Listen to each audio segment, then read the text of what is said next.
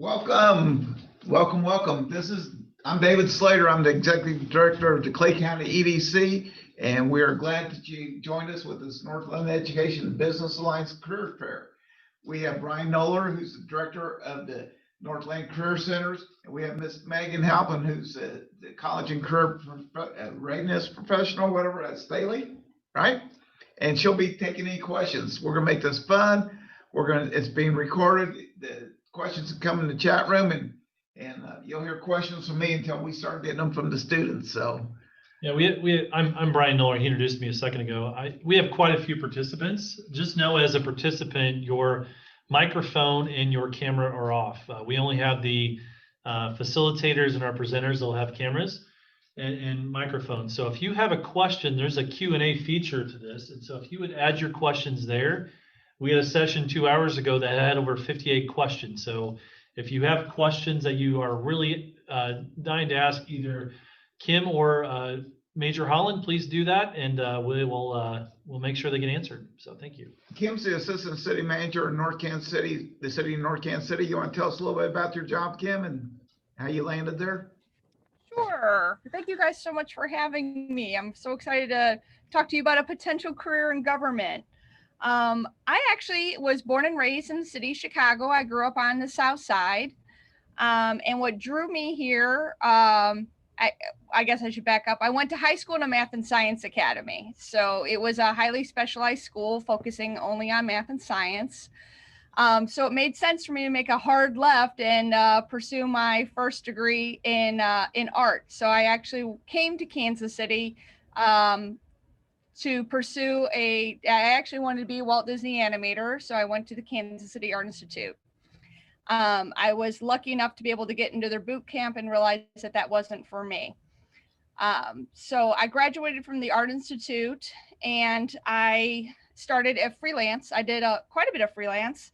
My customers were Missouri Gas Energy and the Negro League Museum. I did quite a bit of stuff for those two. I had landed a job with a very small mom and pop shop doing signage. In fact, we did Carnival Cruise signage. So, and we were fortunate to be one of the first fabricators for Starbucks coffee. Okay. And then I had seen an opening with the city of Kansas City. They were looking for a graphic designer. And I applied and I got on with the city of Kansas City. And really what I didn't know was I had found my future career path. Municipalities have all different types of options. They hire designers, they hire engineers, they hire public health people, they hire those in our emergency services like police and fire. They hire maintenance workers. There are just an enormous amount of opportunities in local government.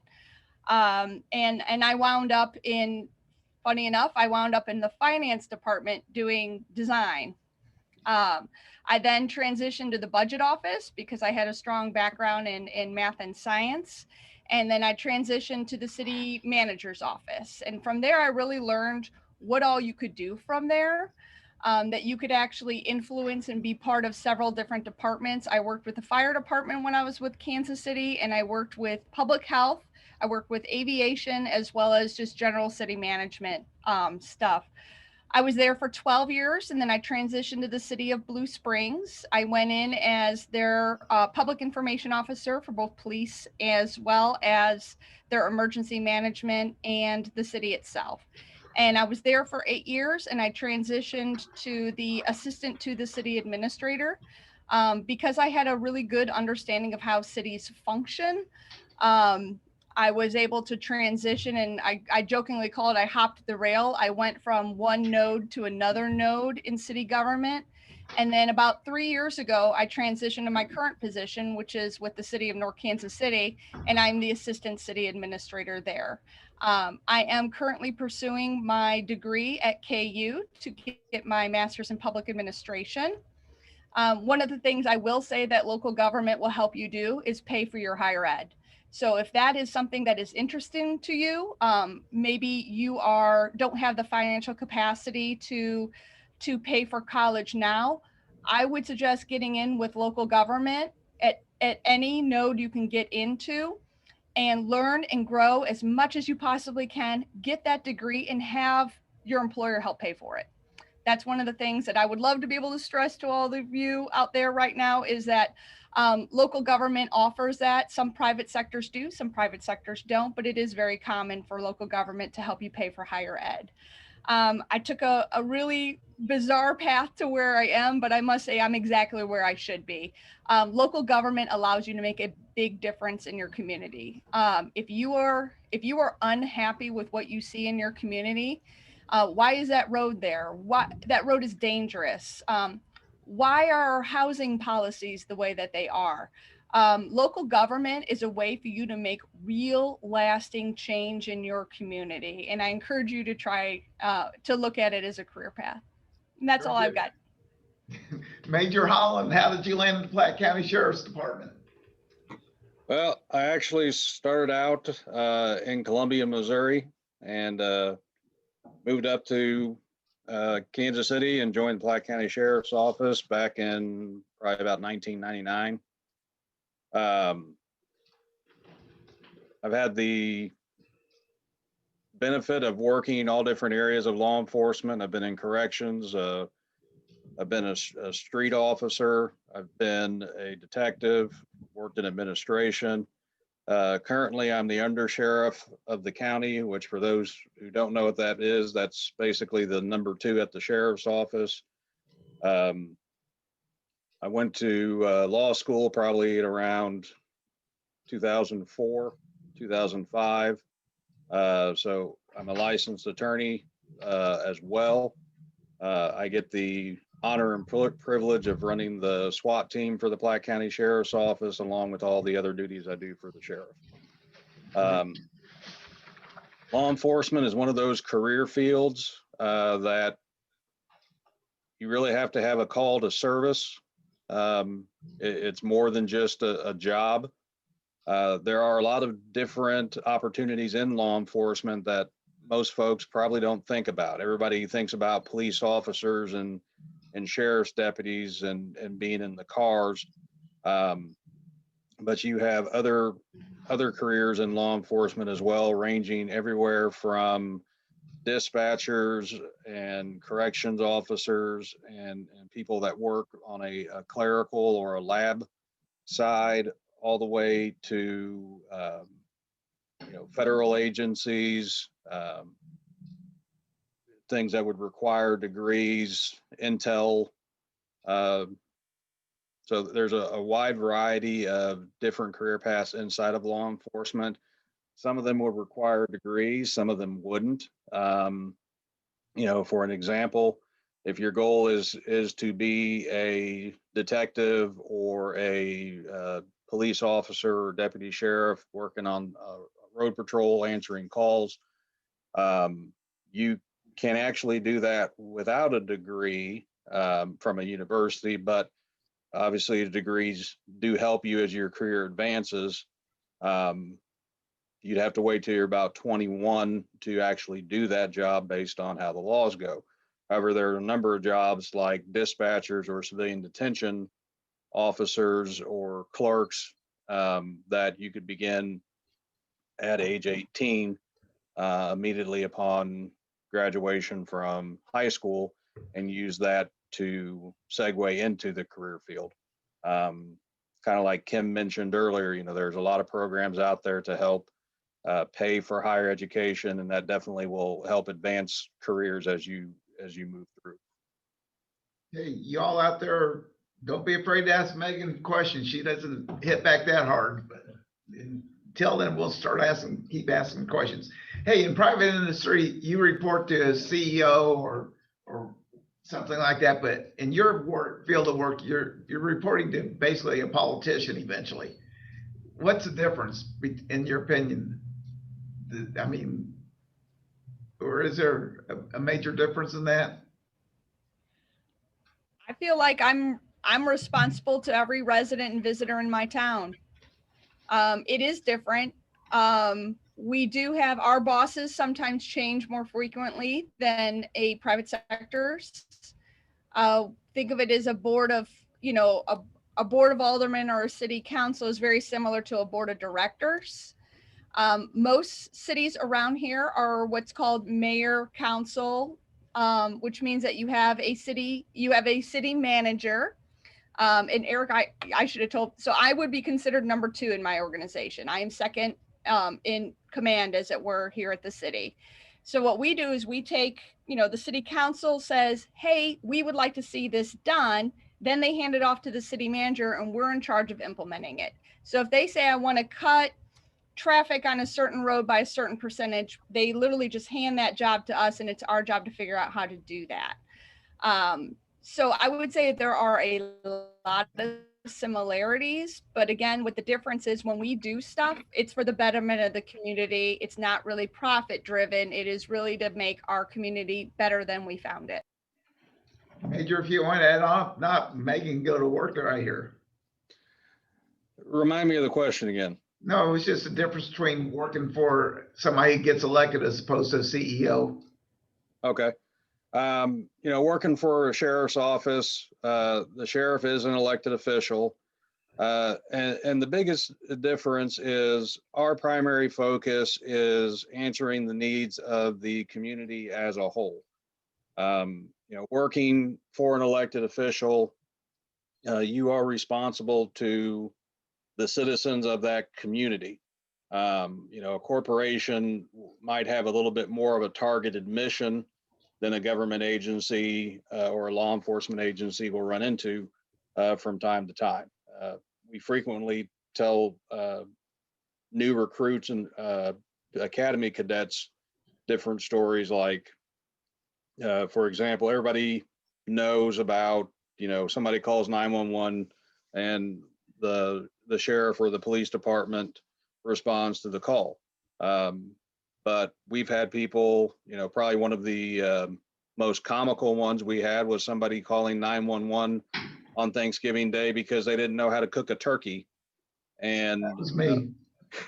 But obviously that's not what we want people to use 911 for. But that dispatcher actually sat there and walked this individual through how to do it.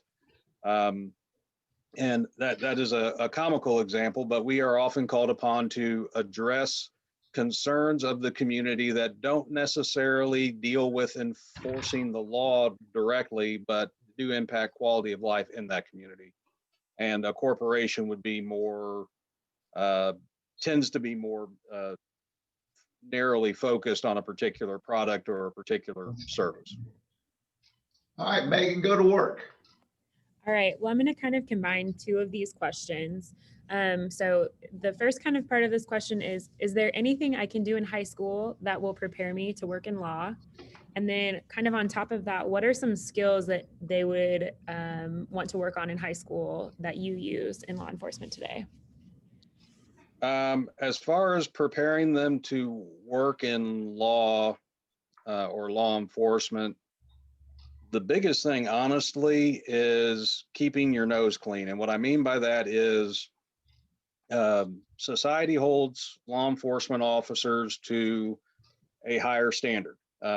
Things that the general Joe or Jane on the street that they could do will be looked poorly upon if a law enforcement officer does it, which is why the hiring processes deal a lot with background.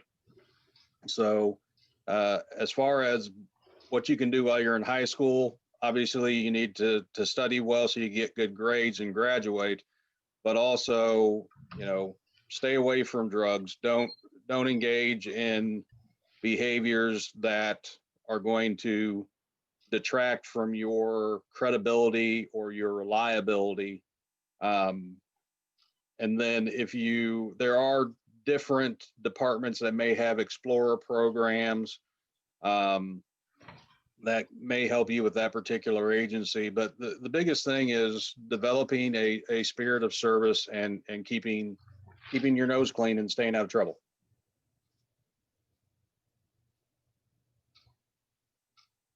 Was there a second part to that, Megan? Really just kind of what skills do students need to work on in high school? I think you kind of touched on that just a little bit. Yeah.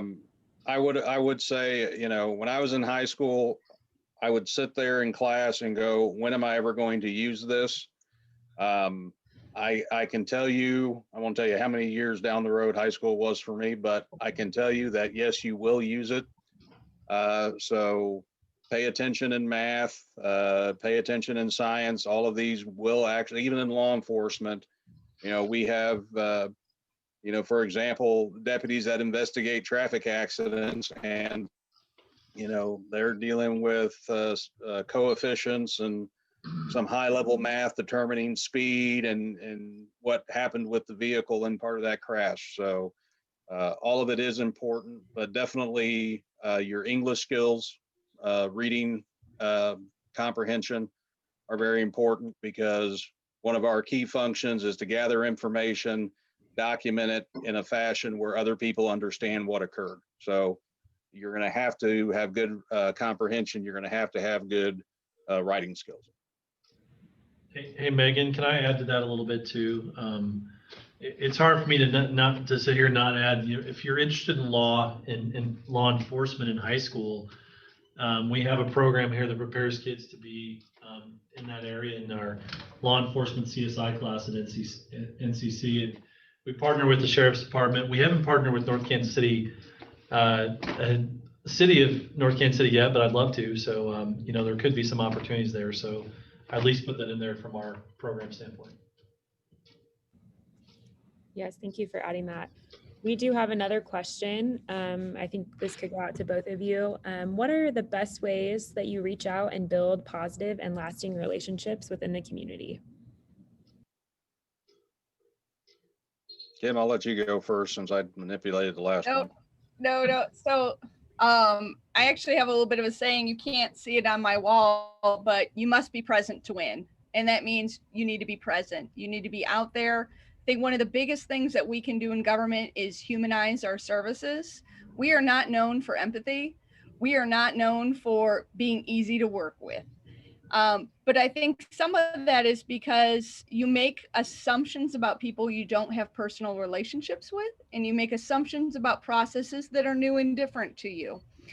So I think being out there, one of the things that I try to do is get out of this box as much as I possibly can. Of course, COVID, it's complicated things.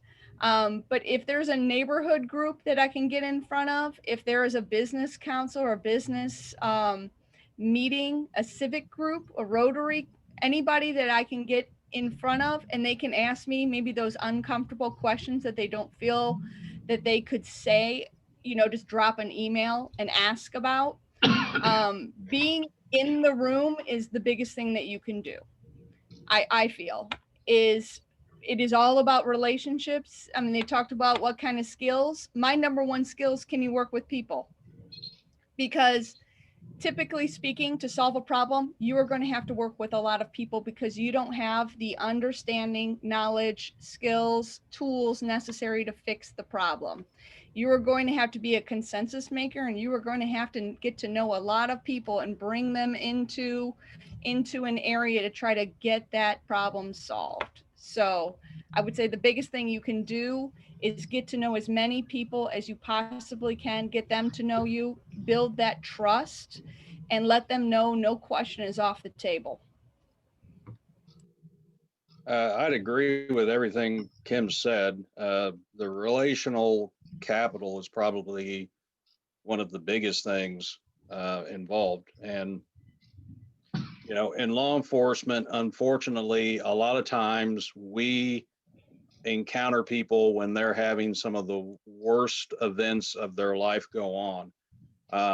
The officer may have seen that multiple times that week, but for that individual dealing with, they're in a crisis point.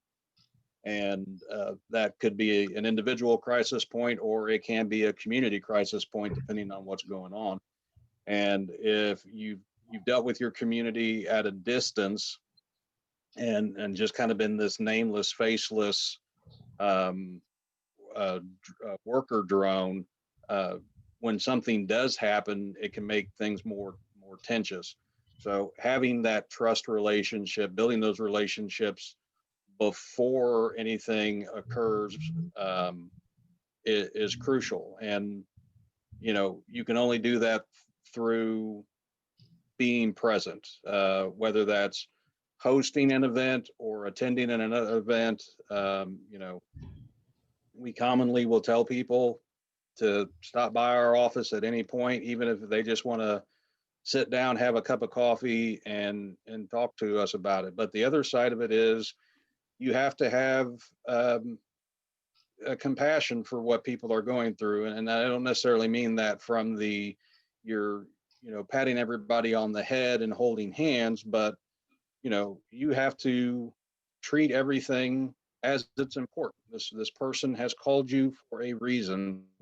While it may not be a huge deal in the scheme of what you're used to seeing, it's a huge deal to them. And if you treat them in condescending manners or negative manners, that's going to have repercussions, and it'll make relationships more difficult because they will remember how you treated them previously. Thank you guys for that.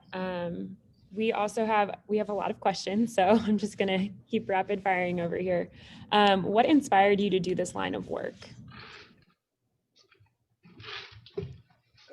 For me, I've always wanted to serve my community, and law enforcement is one of those professions that is a call to service. And it's almost cliche where people say that they wanted to help people as a reason to get in, but in reality, a lot of people, when they do start in law enforcement, that is one of their primary drivers, is they want to help others in their community.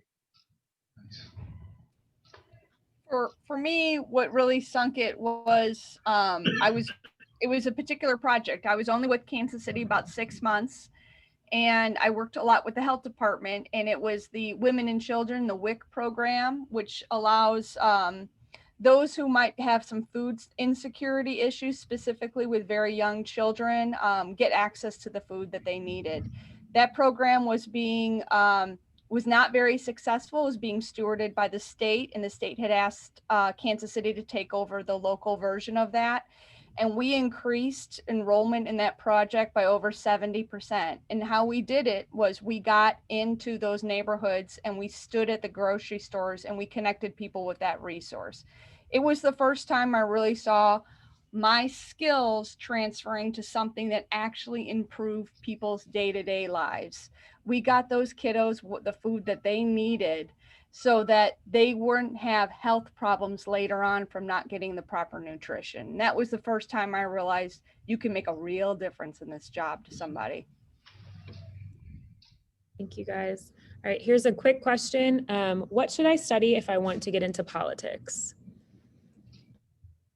I can answer that one. Just don't show up to school, fail, can't do anything else, be a politician, right? No, go ahead.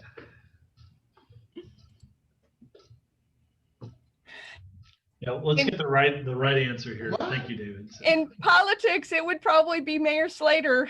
He would probably have the better handle on that.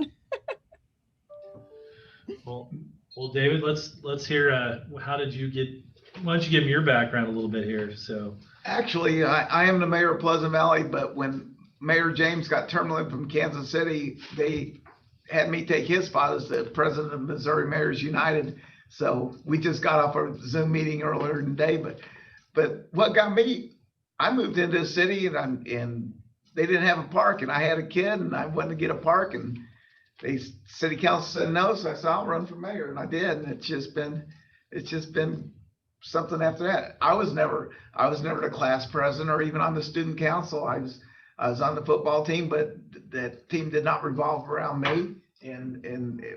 But it's different.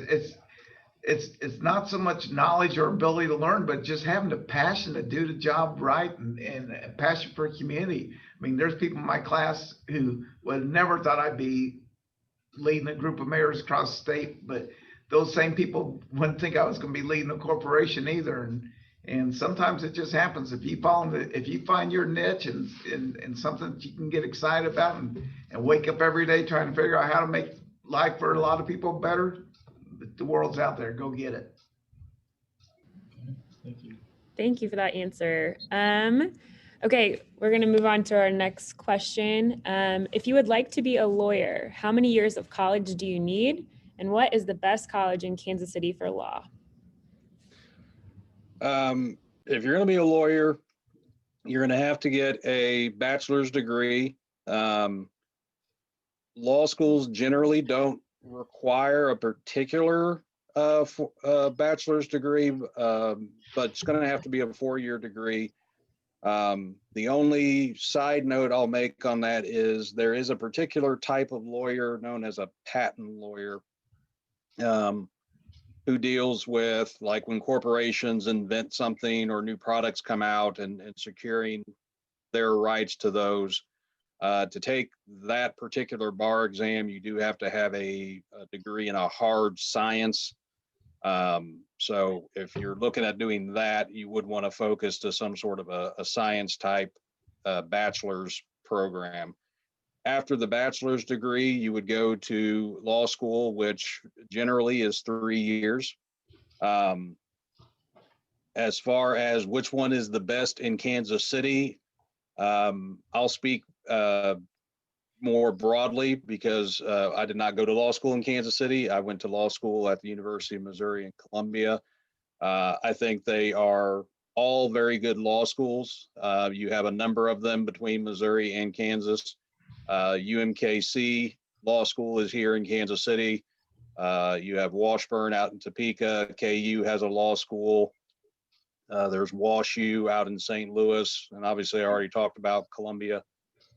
So there's lots of options in the Missouri and Kansas regions for law school. But again, biggest thing they're going to be looking at is a well-rounded person. So having good grades, being involved in different extracurricular activities, because it is, especially that first year of law school, it's a pretty heavy lift academically. Okay, go Tigers, first of all. But the next question is, are there any high school classes or programs that you think would be beneficial? And then the second piece to that, are there any community organizations that you would recommend being involved with? Is that tied to being a lawyer or just in general? This was just a general question, so I think Kim or Erik, either of you could kind of tag team this one. I mean, as far as from a law enforcement side, classes like what Mr. Noller was talking about earlier at the Career Center would be a very good class to take. Communication classes would be good to take. As far as organizations to be involved in your community, really anything that is going to help instill that sense of service and being selfless is going to be right up the alley of where you'd want to look. Whether you're talking a scouting program, whether you're talking working at a food bank, working with a church, there's any particular number of groups. It's not so much what the group does as much as is the group focusing on serving others, because that's what you will ultimately be doing at the end of the day. I would agree with everything that Erik said. General city government or local government, it really depends on what discipline you want to do. Meaning I have CPAs, I have people who are really, really good at doing budgeting and math. I have chemists because we do public works and water. Somebody needs to make sure that the water we're delivering is safe. So I have people who have chemistry skills. I have people who work with their hands. These water main breaks they don't fix themselves. Somebody has to mow my parks, and that's a hands job. I can't do that with a robot. Somebody needs to get in there and prepare the ball field so that when the kids come to play, they have a safe place to do so. I have HR specialists. I need to hire and maintain a happy workforce. I have fire services. I have police services. I need engineers. We maintain roads. So if you are looking, maybe a civil or chemical engineering degree, pretty much there isn't a node or a passion or a talent that you have, that there is not a spot for you at a local government facility. But as Erik said, it comes down to people skills. It doesn't matter if you are a brilliant chemist, you need to work in a team environment. So those people skills and those clear communication skills are still very important. Okay, our next question. What advice do you have for someone that wants to go through the process of becoming a law enforcer, and how do you stay motivated? Well, kind of like I said earlier, a lot of it is, keeping your nose clean, engaging in those activities that kind of instill a sense of service in somebody. As far as staying motivated, once you get to the police academy stage, that's usually kind of self-motivating. A lot of them are kind of a boot camp style type of activity, mixed with some college style courses. As far as keeping motivation until you get there, part of it is just keeping your eye on the goal, and taking those incremental steps forward. If your ultimate goal is to be a police officer, and you want to go to college in between point A and point B, then taking those classes that will help you achieve those skill sets. If you don't want to go to college between point A and point B, getting into the law enforcement career field in one of the civilian jobs will help you keep that motivation and gain some skill sets that will help you down the road. Great. Megan, do you mind if we only have about 4 minutes left. I want to give a shout out to Sierra, who has asked several questions in our Q&A. So Sierra, just to know that I think you have 10 or 11 out there, but we may only get to a couple. I think one of the ones that is kind of relevant to now is, how has the work environment changed because of COVID? How has it changed your organizations, per se? From the law enforcement perspective, it's changed greatly. Part of what we do is have contact with people on a regular basis. It's caused obviously some restrictions as far as what activities go on inside of the sheriff's office itself. We've had to change some of our protocols with how deputies interact with people, as far as distance they have to maintain, mask, things of that nature. There's the whole COVID situation can be taxing on people. This time of year, it's not uncommon for us to deal with people under different levels of stress just because of the holidays, and they may not look at the holidays as wonderful times for them based on their individual experiences. And layering on top of that, the pandemic, where they haven't been able to be around their friends, they haven't been able to go through the normal community events that they do. They may not be able to go to church and things of that nature. It can up anxiety, it can up depression, it can up different things that then affects the calls that we're dealing with and how we interact with people. Kim? I would say from the general city perspective, I mean, there's not a department or service that hasn't been impacted by COVID. I mean, Erik kind of talked about, we have the same police challenges with COVID. We have a fire department. We saw a lot of impact to people's health. As you know, fire does EMS and ambulance as well. So a lot of very sick people because they perhaps didn't get the care that they needed earlier on. And now those health ramifications are coming with the consequences of deferring care. I talked about our ability to produce clean water. That was early on a very big concern, was how do we make sure that our employees, how can we separate our employees so that we can make sure that one of our core things of supplying healthy drinking water is maintained even in a pandemic. We adjusted quite a bit of our operations internally, as well as North Kansas City issued our own emergency orders. These were policy changes that our governing body, the city council and mayor, felt were right for our community. So implementing those is part of my job. Again, city councils come up with the idea. It's my job to implement them, to figure out how to get that done. So that part's been very challenging, but also rewarding. I love a good problem. I love to figure out how are you going to do that? That's a great question. So I enjoy working with my counterparts here in the region. I would say the Kansas City area, we talk amongst ourselves quite a bit. The mayor kind of chatted about it. He's part of a statewide organization. A lot of us work together for the betterment of the entire region. Megan, what do you think? Do we have time for one more? Do you want me to just give a quick one, and I give a shout out after you're done to the kids that at least mentioned their names and didn't get their questions asked? Yeah, I think one thing on here, some of the students have asked if they can contact you, Kim or Erik, just with some more questions that they have. So I would encourage you guys to reach out to your college and career facilitator or school counselor.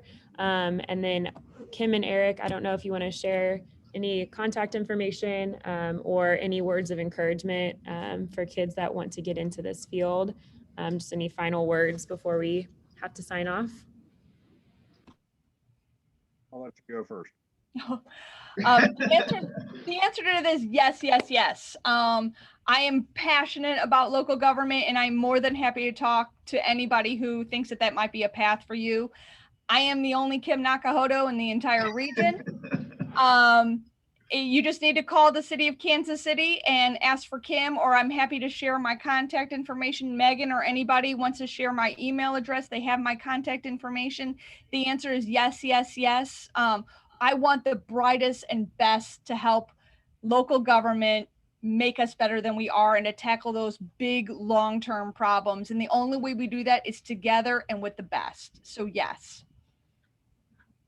Yeah, I would be more than happy to talk to any of the students about the law enforcement career field or any interest they have. I